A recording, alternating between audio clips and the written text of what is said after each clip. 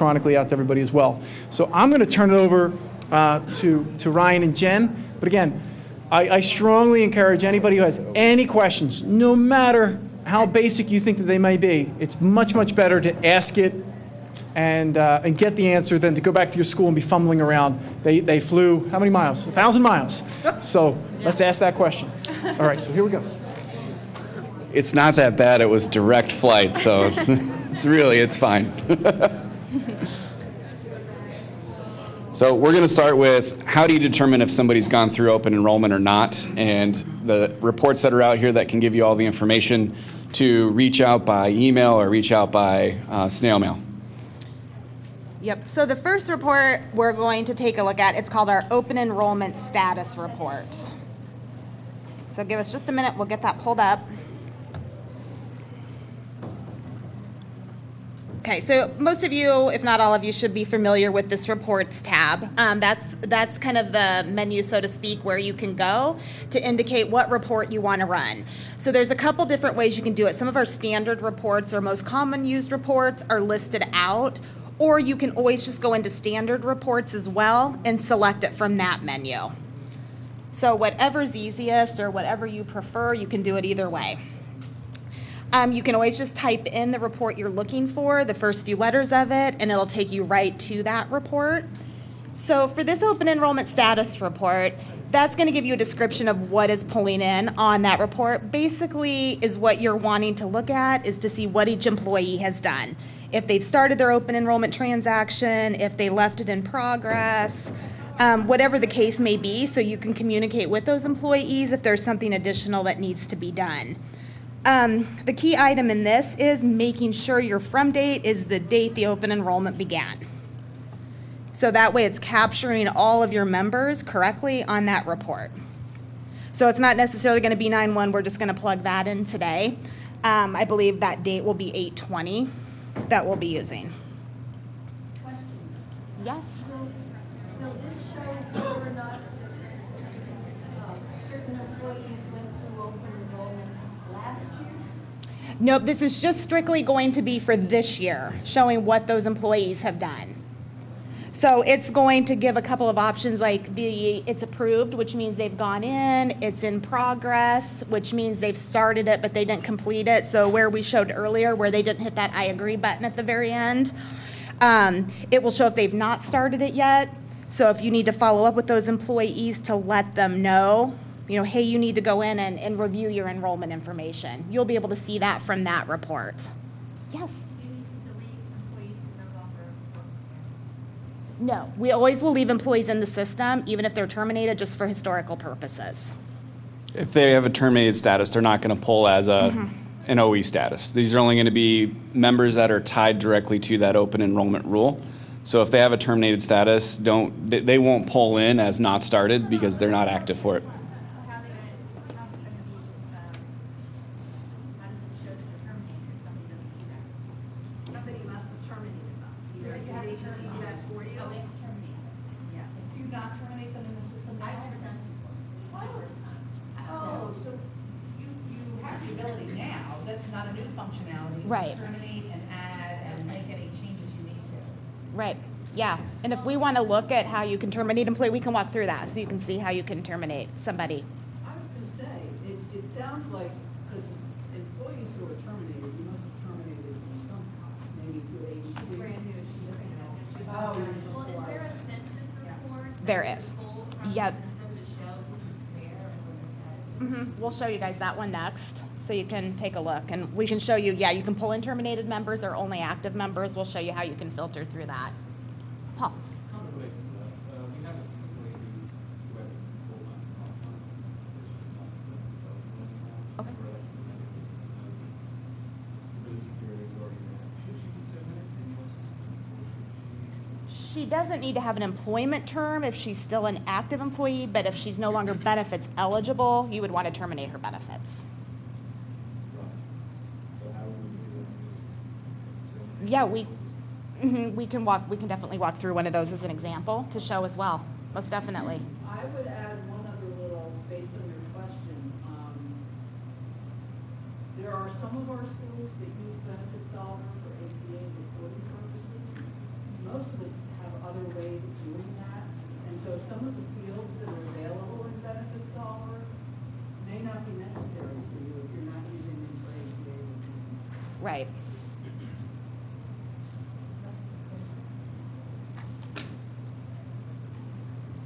Do you want to do the census? Okay, yes. Are there any other questions on the open enrollment status report before we pull up a census report? Okay. So the next one is the employee census benefit report. There's also an employee dependent census benefit report. The screenshots are for the employee census benefit. The only difference is the employee dependent will pull in all the names of the dependents they have listed on their plan, where the employee census benefit will only show up by tier if they had family coverage or employee and spouse coverage. We also have that advanced button right next to the report type. So everything that's checkmarked on this is what is going to pull in on the report. So if you don't want to see all of this information, you can either clear it and start over, or you can just uncheck mark some of the boxes that you do not want to see. Same, yes. I did not know that. Because that would Check. it comes out as monstrous. It is. This is beautiful. Yes, and then you can, you know, if you're a school, For that. right. And if you're a school that only has medical coverage, for example, you can just highlight that in the coverage election over on the far right. So you're only seeing that medical. One other thing, when we're running this for open enrollment, you'll want to make sure that include futures under the election is checkmarked. So if you do clear out this screen, just make sure that you're including that so you can see what their elections are currently and what their new elections are going to be for 11/1. And whenever you're pulling futures in, you need to make sure your to date is the date of that enrollment. So 11/1 enrollments, you need to have 11/1/2018 out here. If you have a date before that, it's not going to pull those elections in. Does that Yep. make sense? And that's only during open enrollment. Correct. Correct. So you can leave the from date blank because it's always going to pull based off of the date that you run it, who has what for enrollment, and then you put the to date in for 11/1. So those futures that are sitting out there in that hold table after they do their enrollment, it'll pull those in because it sees the 11/1 date. Will people come up twice a day or change their benefits, so they're currently in one plan and then? Good question. So what you'll see is one line for that employee, you'll have their current benefits, and then in columns to the right of the current benefits, you'll have their future benefits. And it's only going to populate a plan in the future benefits if they actually made a change. So if they kept everything as it is, what's in their current column is what they'll have as their future election as well. So I would recommend that this is something you could even do today when you get back to the office or tomorrow. You can save and schedule this report and put it in for the day after you close enrollment, so you know it's going to run no matter what because you've already saved it just in case you forget at some point. You can name it and then schedule it out on what day you want to run it.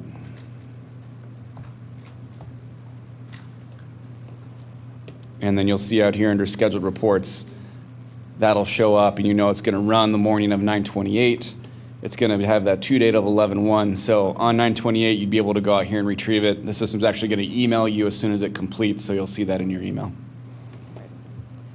And then just for anybody who may not know, to retrieve the reports that you do run, you'll just go to the report dashboard.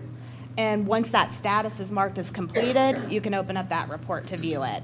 And it typically takes, gosh, anywhere from about 30 seconds to 2 minutes, depending on the size of the report. It's pretty quick. Do you want to get some really fancy reporting? Well, could we back up? Because we have a few new people in the room. Sure. Oh, yeah. Could you hire add a new employee, and then go through the three options when there's the edit button? Mhm. Would that be helpful? Does anybody need to do that? Okay, I saved my one at a time. Okay. So to add an employee first, you're always going to go to that employee tab on the blue bar, and then you can do add a new employee. You can also search for employees under there as well if you ever want to use that option, but there's also the advanced search to the far right where you can pull up last name, last four of the social, full social, pretty much however you want to search for a member. That way, it'll allow you to do that. And this is going to be kind of like the dependent screen that we showed for the open enrollment transaction. Anything that has the red asterisk is going to be a required field. It won't even let you go past the screen if you miss one of those, so it'll always stop you. So don't worry about that if you do miss one.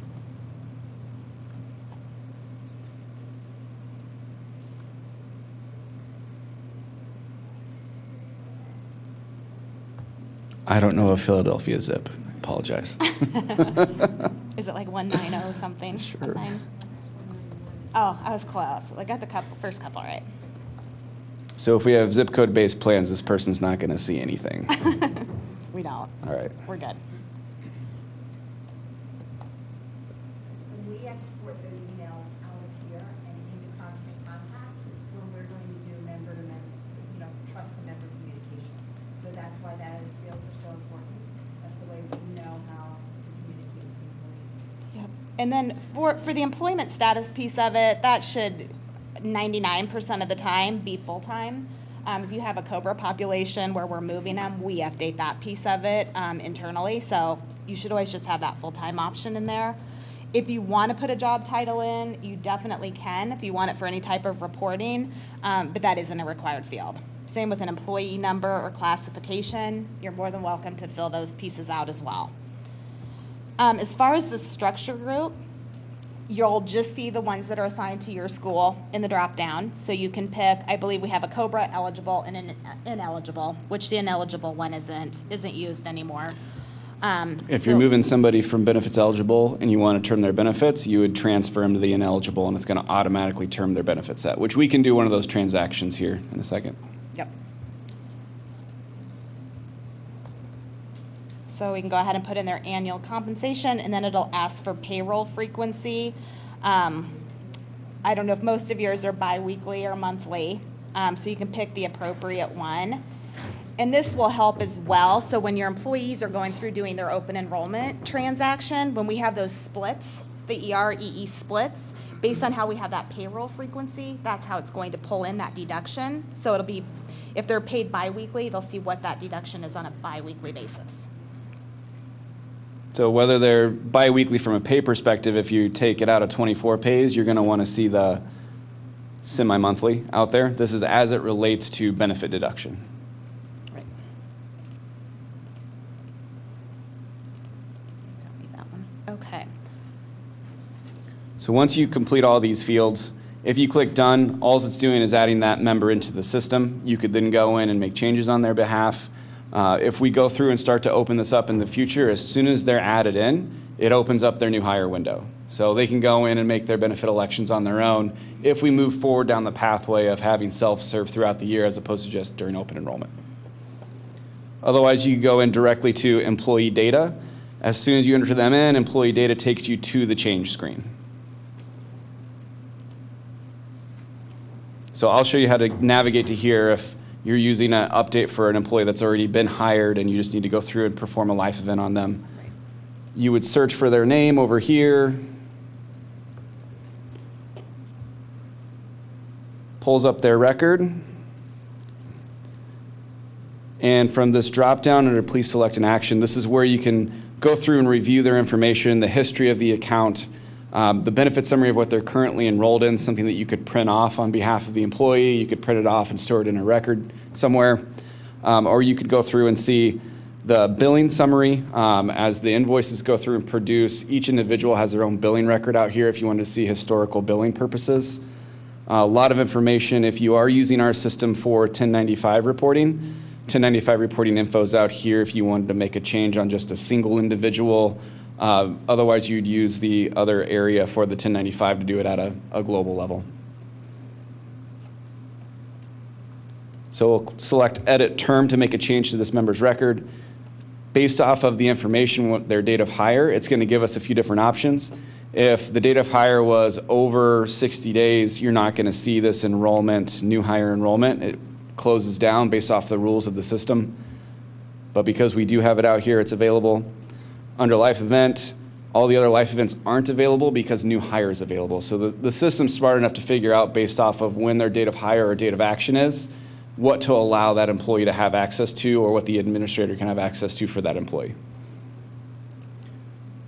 Does everybody have override access? No. Okay. Nope, just Good. EDC. So override access from ADC's perspective, it actually ignores all the rules that are out there. They can go in and make an update. Maybe something was keyed incorrectly, or benefit was added and they actually had a different date of hire. You need to have that corrected because it should be 30 days after for enrollment.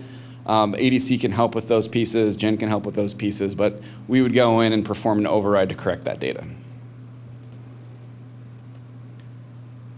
So we'll walk through the new hire enrollment from the admin perspective. Very similar to what you saw from the open enrollment perspective. We made sure that the user feel and experience is going to be similar for the admin as it is for the employee. It makes those conversations a lot easier. Mm-hmm. Just so that people know, a lot of times, we share employees, so if somebody comes to your school that is working in another school or in your consortium, they're already going to be in the system, so you have to contact your ADC rep so that they can do and connect them, so that then you can implement so that they are represented for your school as opposed to where they can. And we want to make sure that we have two records at that point. So we can actually have the same employee in twice. From an ACA perspective and from a data security perspective, it allows for the system to go through. You can term the record out in their old school and then add the new one in, and the system will allow it even though it's the same person with the same social. We want to have both records in the system for ACA, for data security, for historical purposes. We don't want you to be able to go through and see the old employee records from the previous school. So from a security standpoint, we made sure the system could handle that. Are we would the receiving school, I guess, be dependent upon the other person that have terminated them, right? Even if they're terminated, if I just entered somebody new that came in from the schools, and I had talked to Andrea and asked her sometimes there's something administrative. So then, because otherwise, when I were getting her new hire information, as soon as it got to the social, it said this person already exists. Mhm. So, Andrea went to, Yeah. it was more than just terminated on the employer side. Yeah, we flip a switch after it gets termed from the old school, just so we're not sending two active records over to the carriers. Yep. So here on the change screen, you can see the different personal information that you already just filled out when you added the employee. The employment information, again, that you just added. Ability to edit here at this point from an admin perspective. The comp information, these are things that we can control from a view standpoint and a layout standpoint. And then get into the election information or the dependents. Same screens that you saw for the employee. Add a new dependent. Go through just like we did on that open enrollment screen. The social security number, it's going to require it. If you don't have it, you truly can't find it at this point. We do have the ability to exit out of there without entering it in and put a reason in there. Again, from an ACA perspective, because you have to have the social, you have to show the right amount of attempts were made. This solves for one of those attempts immediately. I can't provide it, they did not have it, or they do not know it. So this gives you like the first step over, don't have SSN, and then you can run reports later to find out which dependents do we still have blank SSNs for.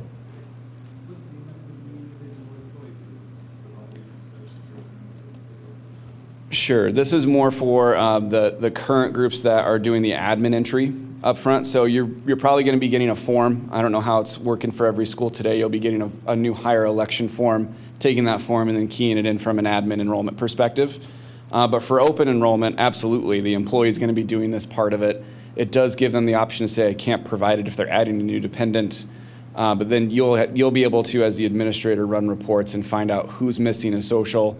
It'll show up in the ACA reports also. So there's a lot of different ways to audit those pieces out.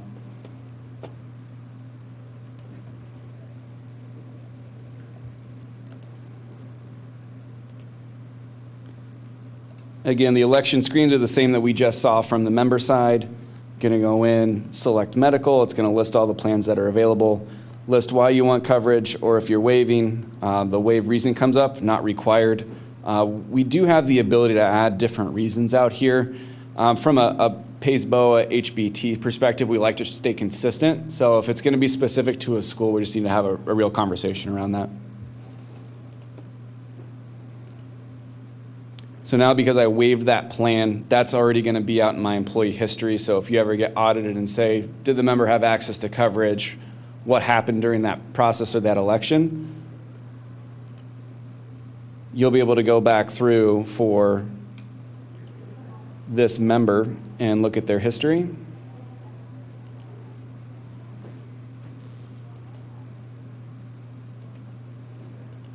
And see all the action that's been taken on that member's record. So here you see from a new hire perspective, that was the employee being added in. And here's the coverage wave documented with the date, the completion date, date timestamp, and who was the editor that performed that. This is also available in a submitted change report. So if you don't want to go through member by member, you can run a submitted change report with a from and a to date, and it's going to report out all this information up here. And if you see any red flags, you can go into that member's record and get down to the details. And if this employee had elected coverage, the appropriate COBRA notice will be sent to the employee's. Exactly right. COBRA requirement. So you don't have to worry about that. The system will be a BusinessSolver. Pick that right out. Because it's all one single source platform, we're able to go through and have all those rules tied back together. So if a person does get terminated, you'll see the terminated record out there. You'll actually be able to access the documents that were created, the QE information that was sent out to that member. For whatever reason, if they had moved during that time frame and they didn't get it mailed to them and we get it back, you actually have access to it from an electronic perspective, and you can just pull it down and provide it to expedite that process. But once they go through and elect COBRA, it's the same record in our system. So you still get to access that member's account and see that they elected COBRA. You can see the account information. Are they paid to date? Are they still on your plan? Are they impacting your claims? You'll be able to go through because it's the same record in the system. So you have that congruency throughout. But you don't have to do anything. Correct. with COBRA if you use that. COBRA payments will go straight to BusinessSolver, not through the school. And something I just flipped through kind of quick there is going to be if you have people that are in a new hire enrollment window during your open enrollment. I flipped through it really quick, and I probably should have said something, but as I made a change in my new hire enrollment window, the system was smart enough to know that I have my annual enrollment window that's available in the current time. So I needed to go through there, and it forced me to go through and do an annual enrollment transaction. I just clicked approve really quick on it. The same would happen for your employee. If they're going through and you have employee self-service for new hire during that timeline, they can go through and actually do their new hire. And if they wanted to make any changes for annual enrollment, it's going to flag them and say, hey, you made a change for your new hire. There's actually annual enrollment benefits available. You need to go through and update those as well because you have the opportunity to make that change. So what I'll do now is we have this member's information out there. Currently, they have waived. I'm going to go through and do an open enrollment so you get to see how that hold table works and what it looks like from an employee perspective and an employer perspective. So again, same process as we went through. They declined at new hire, but they want to elect for open enrollment.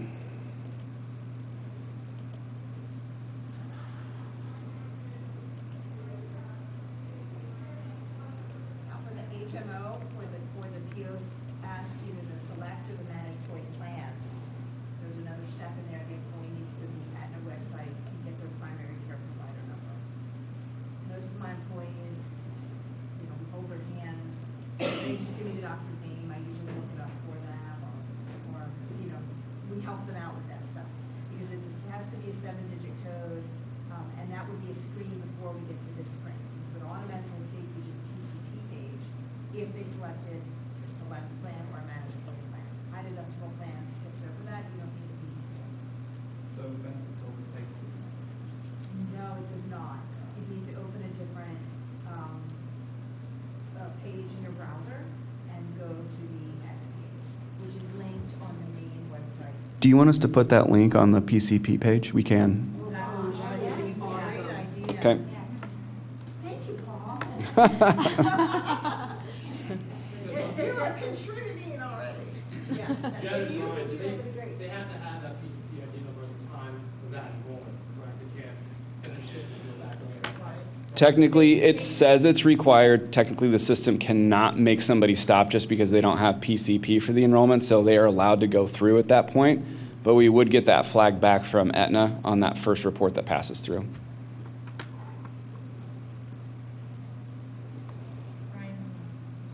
Yes.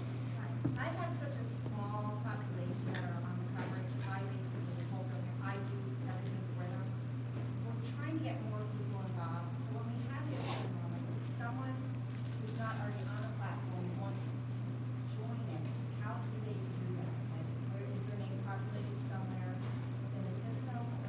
from like the employee, you want the employee to be able to log in? Yeah. So as long as you go out there and search and see their name, all they have to do is go through that registration process that we walked through in the beginning. What if they're not, like, where would, you guys have gotten, do you mean like somebody in the HR department or another business Like, officer? say we hire 5 new teachers, and they don't want coverage until the open enrollment. Where do you guys get their name from? As the admin, you have to enter that employment information in, Okay. the screen, the name, the address, the payroll frequency. And beyond that point, you can register and let their benefits, correct? Correct. So I need to live like all the employees onto that. Those that aren't currently on coverage, not on the system. So you go out, add employee, and if you have like 5 of them or 6 of them, as soon as you're done adding, you can just go into add another employee. So it'll just kick you to the screen again. You don't have to go through a bunch of clicks.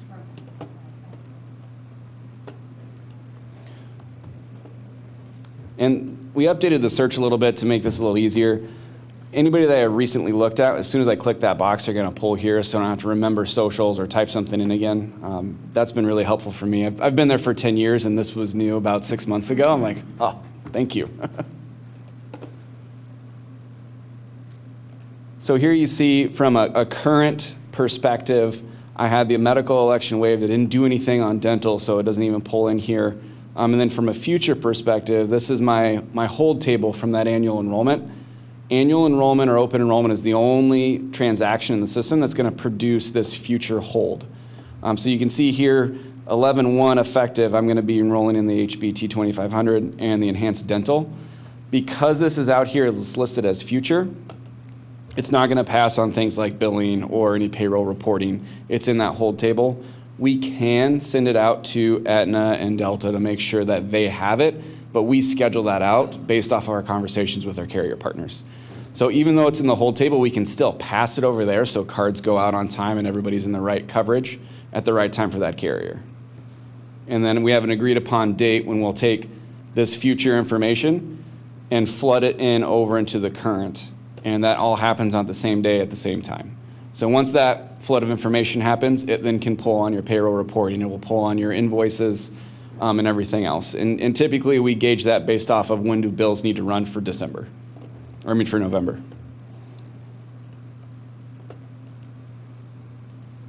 When you have an annual enrollment election and those futures are out there, you're going to see 2 summaries now. You're going to see a benefit summary, which is their current enrolled, and then you see a 2018 annual enrollment benefit summary. The 2018 is going to do exactly what it says. It's going to pull in everything that's in that future as of 11/1.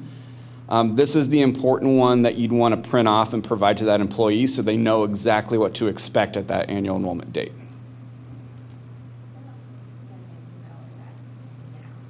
Correct, right? Yes, yep, so at the end of their transaction, that's why we've made the email addresses required, so they'll get a notification just showing them that they have enrolled along with that confirmation number.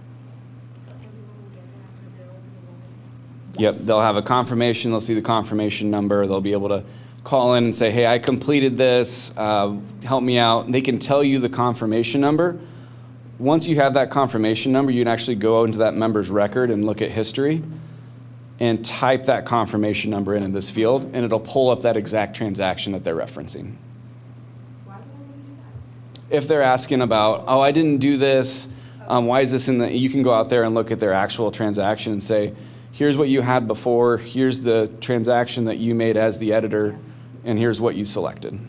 We had lots of, not lots, but we had several issues with this last year, like January rolls around and employees would say, what, I have it deductible? Like, they didn't realize they had enrolled in the 2,500, 5,000 HBT high deductible plan, and then they were hit with a big bill. So we were very understanding last year, and we dialed a few of those back all the way to 11/1, when employees said that they were so confused, and they didn't understand.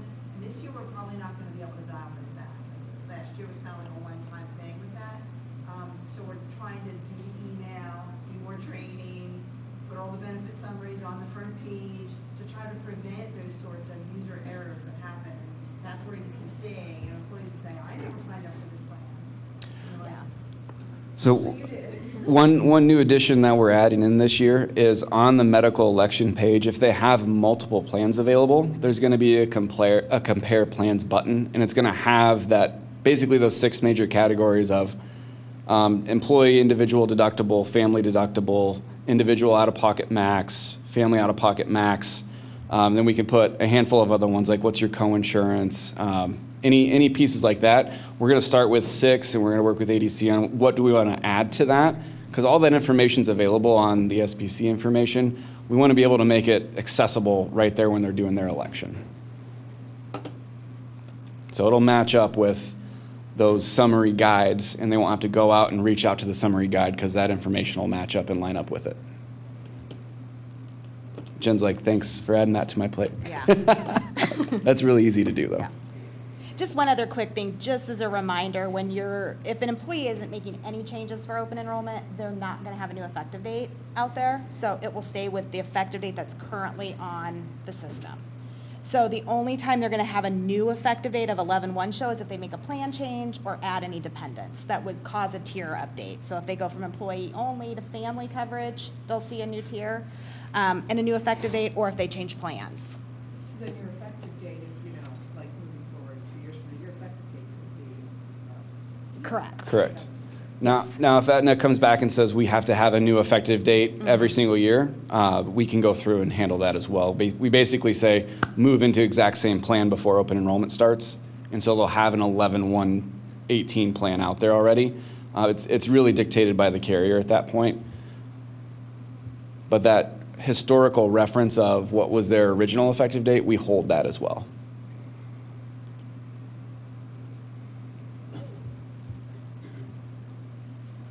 ECB OE status, good. How do you know if they looked at their election?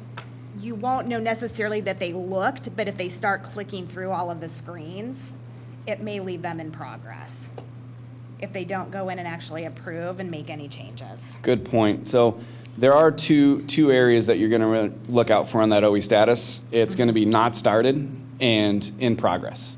Those two mean that they have not completed at all.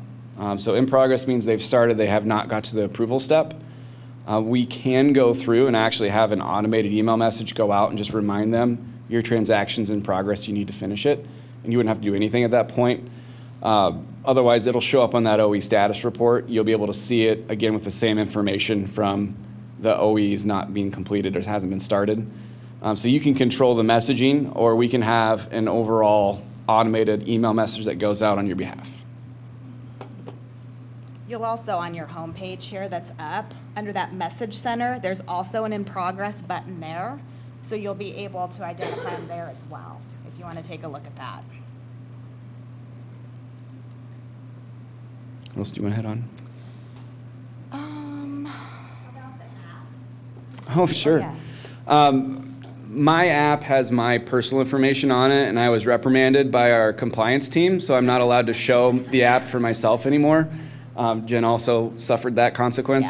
Yeah. I do have screens up here that walk through the exact steps of the app, so anybody that wants to see it, I can't plug in to the big screen, but whoever wants to see it can come up. I've got the screens up here, and I can provide that over, and it can be emailed out.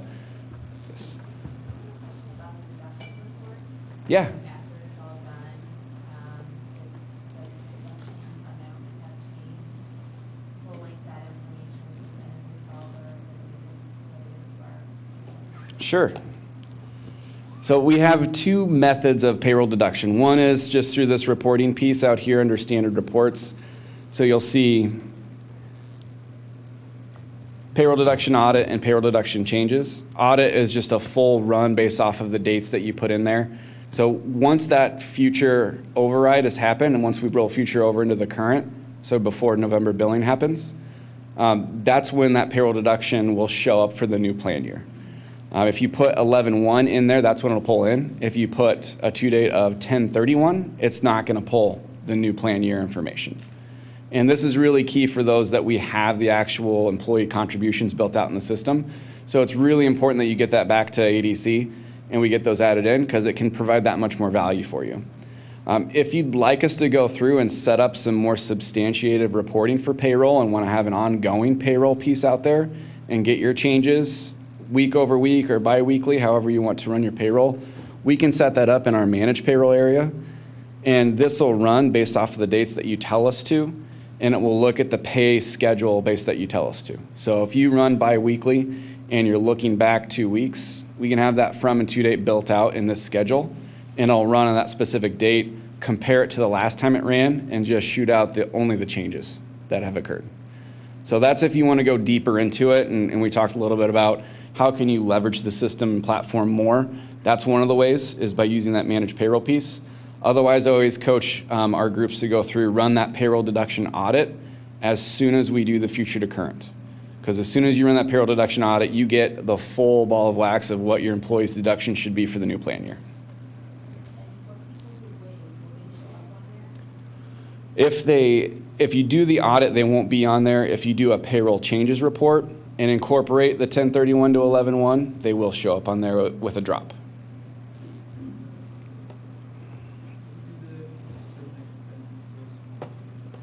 Let's do it. So we're going to take somebody that they're currently enrolled in benefits and they're moving to an ineligible status, but they are not terminated. So basically they're doing a reduction of hours.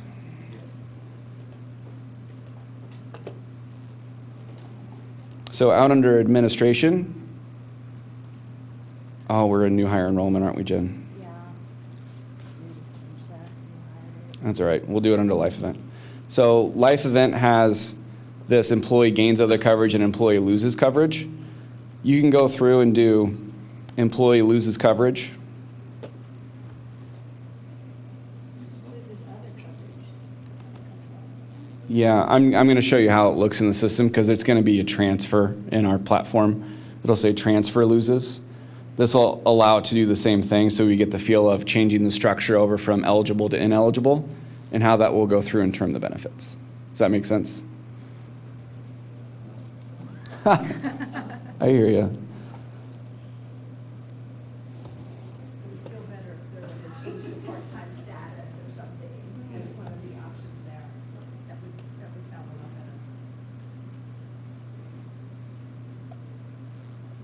better. I can't use this one because I don't have the employment information on it. Here.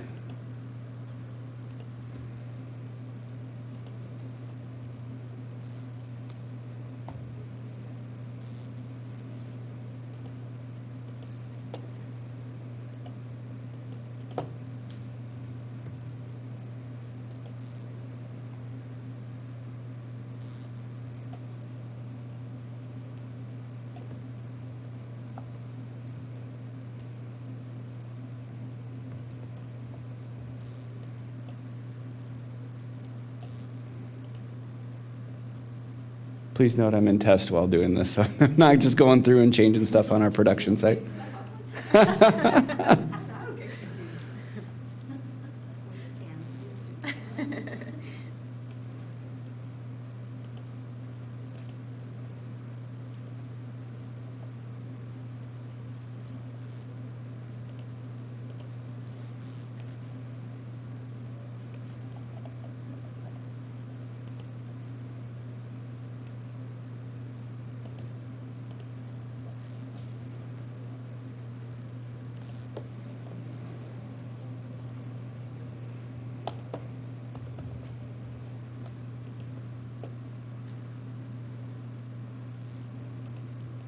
Looks like we need to get this added out here for this, Jen. I don't think many of them use it. So this is a good example, like, just speaking for myself, I would email my very good friend Matt Jordan and say, Matt, can you do this first? Yeah. If it gets really complicated like this, which is, I think, where we're at right now. Four more clicks. No, yes, it does have it, yeah. So here you could change. Or is BusinessSolver available to us to call for customer service? Well, probably not, probably for ADC. They're a higher level support for the things that John and the team at ADC need performed on the back end. Well, yes, Jen and Brian, can you speak to that? There is a customer service number for BusinessSolver available. What kind of questions do they typically get? A lot of that's going to be more password resets, just typical, like how to run a report type questions. It doesn't really kind of get into like the deep dive if we need to add a new benefit access rule out there. Those type of things. It's just going to kind of be more the day-to-day quick hit questions. Is that little hubby thing is, in the bottom right-hand corner, there was like sort of the thing that led you to believe if you clicked on that, you were going to chat live with somebody. It's not showing. Assist Me is built around natural system functionality, so it'll walk you through on the system for you from an electronic perspective. Yep. You're not sitting on the other end there waiting for us to chat. Oh, no.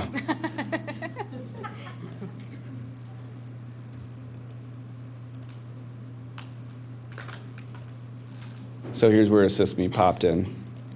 This is just going to walk you through and actually highlight screen areas. If you want to say, I need to run a report, it's going to take you to the report section, tell you to click there, and just kind of walk you through those different pieces.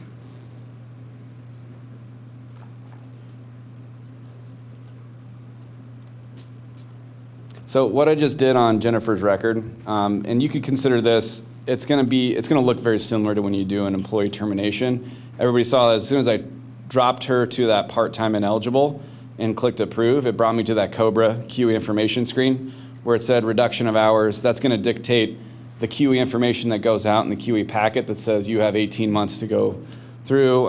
There's 90 days or 45 days to submit your COBRA election form in. But that's all controlled by when you go through and enter those terminations in and make sure that you don't hit gross misconduct. If you hit gross misconduct, it's not going to produce a QE, just so everybody's aware. That box is actually very important. You control how the system's going to respond and trigger different pieces. So if you enter something incorrectly, there's a series of events that's going to happen after that. And that's really where ADC, or you can call us, and I think that they're hashing that out right now, what's going to be the best way to involve our team. Because we obviously have all these answers. We work with hundreds of clients that are very similar set up to you guys. So I didn't even go into medical or dental for Jennifer Tess. All I did was move it to employee part-time ineligible. The system went through and performed that transaction for me in terms of dropping the coverage and produced that QE information automatically. So that's one thing that we can look at, John. I mean, it's up to you, or Matt.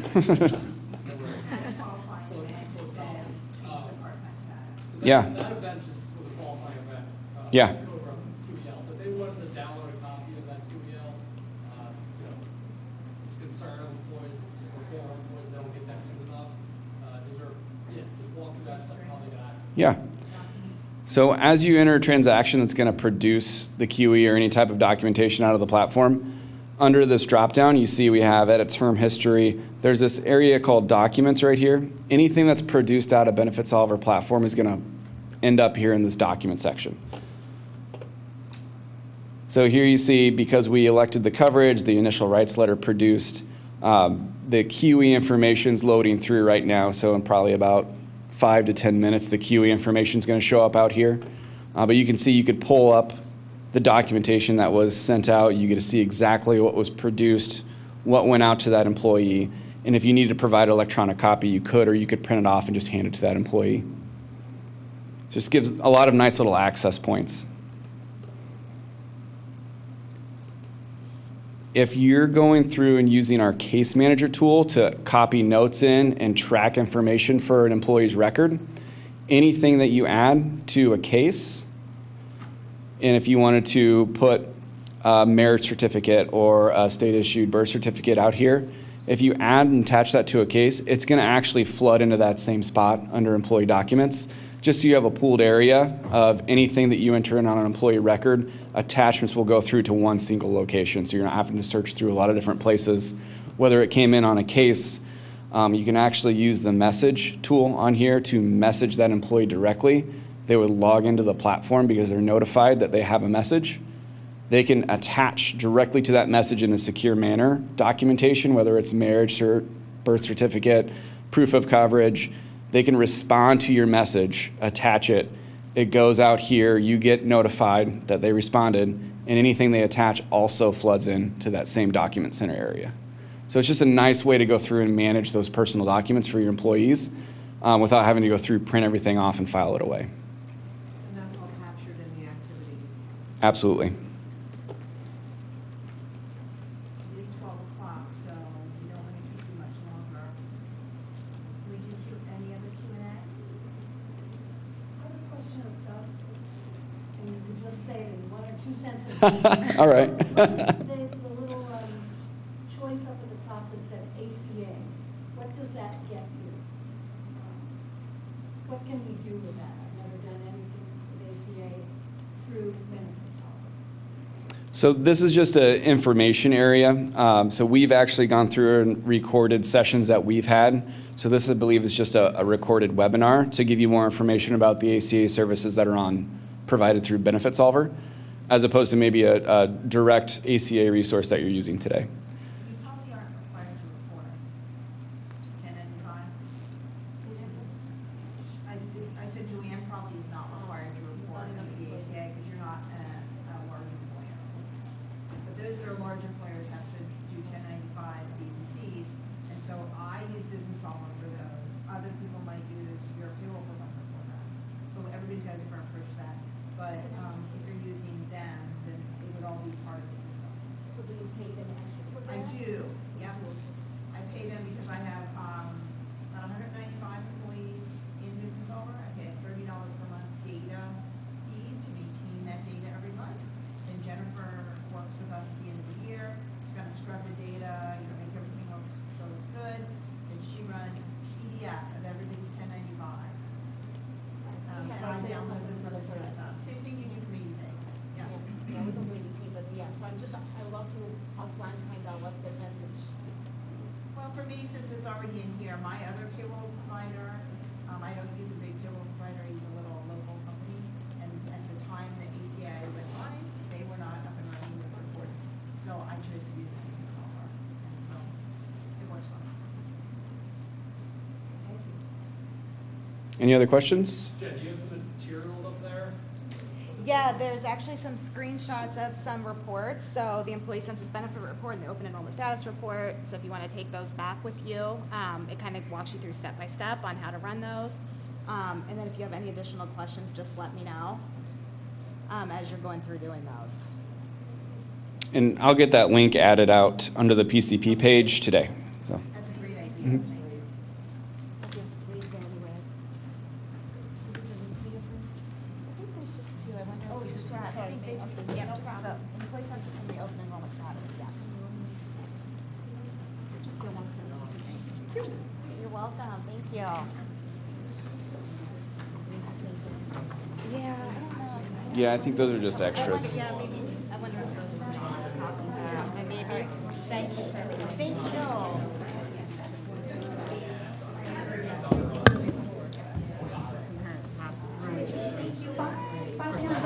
So is there any benefit, anything that an employee can change when they log in?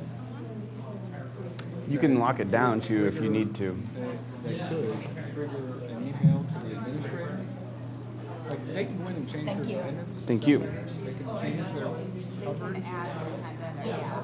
They can add dependent or drop it, Right. coverage, add it, yes. Add open enrollment, but only then? If we go through and do the deeper dive and have it be year round, typically what our groups like to do is have any type of life event or change that's done outside of open enrollment is going to pen for your review. So it'll pen, it'll let them know that it's pending, and you'll get notified that there's a pending change that So you we need to would go get out. an email? Yeah, we can set it up to go through and run a weekly, whether it be a status or activity report, and you'll see on that activity report, oh, I have a pending change out here I need to go take care of. That would be something that You'd also runs get an weekly. email, the administrator would also get an email alerting you kind of that It's there's going a to be on pending change. that weekly activity report is an email. Yep, it goes out and lets you know all the things that you need to take action on. Okay. Correct.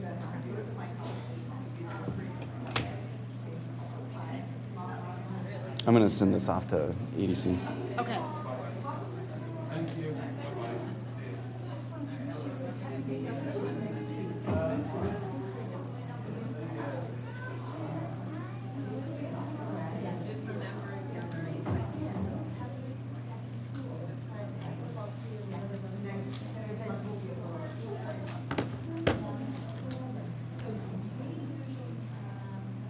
Yeah, I'll speak.